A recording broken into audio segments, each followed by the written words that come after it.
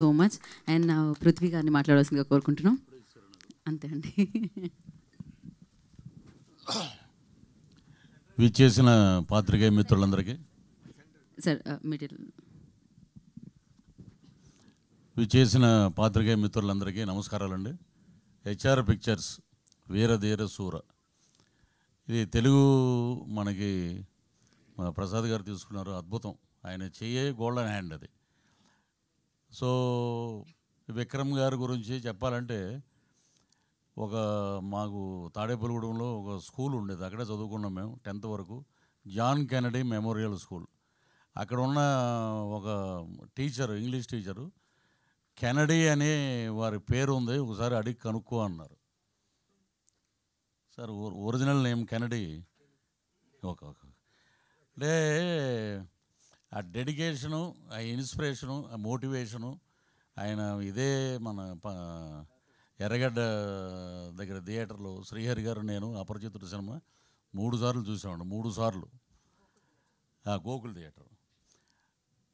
ఆయన ఏంటంటే ఒళ్ళంతా ఏమంటారు చూసారా, యాక్సిడెంట్ లాగా. మొన్న కపిల్ శర్మ ఇంటర్వ్యూలో జాకీ చాన్ గారు ఒక షోకి వచ్చారు. ఆయన ఆ షోలో చూపిస్తే మొత్తం ఇవన్నీ లైఫ్ రిస్క్ చేసి నేను చేసిన స్టంట్స్కే నాకు world wide famous Jackie Chan అంటే. అలాగే మా విక్రమ్ గారు అటు యాక్షన్ కానీ, అటు లవర్ బాయ్గా కానీ, ఇటు ఫ్యామిలీ సెంటిమెంట్గా కానీ, ఏదైనా 100కి కాదు 1000% పండించే ఏకైక నటుడు, డిక్షనరీ ఆఫ్ యాక్టింగ్ విక్రమ్ గారు. ఇంతమంది ఇప్పుడు ఇక్కడ ఉన్న సురాజ్ వచ్చి తను 2 కంట్రీస్ సినిమాకి తనకి నేషనల్ అవార్డు వచ్చింది. ఒక పక్కన already national award, 7 Filmfare awards, south Indian awards చాలా ఉన్నాయి. ఇటువంటి దిగ్గజాల మధ్యలో మరో దిగ్గజం మా ఎస్జే సూర్య గారు. ఒకప్పుడు ముత్యాల ముగ్గు సినిమాలో రావు గోపాలరావు గారు యాక్ట్ చేస్తే first time LP records dialogues వచ్చినాయి, ఫస్ట్ టైం. అలాగే సూర్య గారికి కూడా ఫ్యూచర్లో ఆ రికార్డ్స్ వస్తాయన్నమాట, ఆ డైలాగ్స్ వినాలని. అంత ఇదిగా ఎక్కడైనా వాయిస్ వినపడిందంటే సూర్య గారు అంటున్నారు అన్నమాట. ఆ లెవెల్కి ఆడియన్స్లోకి ఆయన వెళ్ళిపోయారు. అద్భుతమైన వారి గురించి మనం చెప్పాల్సిన అవసరం లేదు. Is also a very good director. So ఇటువంటి దిగ్గజాల మధ్య నాకు ఒక అవకాశం ఇచ్చినటువంటి అరుణ్ కుమార్ గారికి, హెచ్ఆర్ పిక్చర్స్ గారికి, వాళ్ళకి, అలాగే ఈ నటీనటుల సహకారం అయితే జీవితంలో మర్చిపోలేం. నేనైనా యాక్ట్ చేసాను అంటే ఎప్పుడు క్లీన్ షేవ్ తోటి ఉండేవాడిని. గెడ్డం పెట్టారు, ఆ గెడ్డం చాలామందికి అడ్డం అంటారు, కానీ నాకు మటుకు అదృష్టం అది. నాకు దగ్గర ఇప్పుడు ప్రాసెస్లో 4 సినిమాలు ఉన్నాయి. ఏమన్నా గెడ్డం తీసారా? లేదండి. మా బతికిచ్చారండి. గెడ్డం మట్టుకు అలాగే ఉంచండి మీరు. సో తెలుగులో మెయిన్ క్యారెక్టర్ ఒకటి చేస్తున్నాను, త్వరలో రివీల్ చేస్తాను, అది పెద్ద డైరెక్టర్ గారే. సో గెడ్డం నాకు అలా అదృష్టమైంది వీరధీర సూరన్ సినిమా ద్వారా. సో డెడికేషన్ ఎలా ఉంటుందంటే, విక్రమ్ గారు మేకప్ అయ్యి వచ్చి ఒకసారి అందరినీ పిలిపించి ఆ సీన్ నేరేషన్ అయిపోయాక సరదాగా నవ్వుతూ మాట్లాడి ఇక మొదలుపెట్టాక సాయంత్రం 7 గంటల నుంచి ఉదయం 6 వరకు అలా కంటిన్యూగా జరుగుతూనే ఉంటుంది. ఒకరోజు ఆయనే అన్నారు, పాలోడు కూడా వచ్చేసాడు పల్లెటూరులో, త్వరగా ప్యాకప్ చెప్పండి అని. అంత డెడికేటెడ్ హీరో గారు. అక్కడే కూర్చునేవారు అన్నమాట, చెట్టు కింద క్యారవాన్ దగ్గరికి వెళ్ళటం ఏమి లేవు. ఒకసారి వచ్చారంటే మళ్ళీ భోజనానికి వెళ్ళటం, మళ్ళీ వచ్చి అక్కడ కూర్చోవటం. సో అంత డెడికేటెడ్. వీళ్ళ దగ్గర నేర్చుకోవటం, నిజంగా యాక్ట్ చేయటం వల్ల మాకు చాలా విషయాలు బోధపడినాయి. సో అలాగే తుషారా మ్యామ్, హీరోయిన్ అంటే ఎక్కువ గ్లామరస్ ఇవే ఎక్కువ ఫోకస్ ఉంటుంది, కానీ పెర్ఫార్మెన్స్ హీరోయిన్ ఆమె.